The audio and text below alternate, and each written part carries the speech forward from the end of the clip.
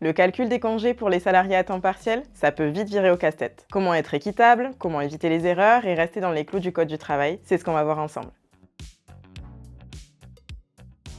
Pour l'entreprise comme pour le salarié, c'est simple. Un mauvais calcul peut vite créer des tensions. Le but, c'est donc d'assurer l'équité et la transparence. Côté loi, le principe est clair. Un salarié à temps partiel a les mêmes droits au congé payé qu'un salarié à temps plein. Ça veut dire 2 jours et demi ouvrables par mois travaillé, soit 30 jours ouvrables par an. La différence, c'est qu'il faut adapter ces jours au prorata de son temps de travail réel. Et c'est là que ça se complique un peu. D'abord parce que les horaires varient selon les contrats, ensuite parce qu'on peut avoir des erreurs de conversion entre jours et heures de travail, et enfin parce que certaines conventions collectives ajoutent leurs propres règles. Bref, sans méthode claire, on peut vite s'y perdre.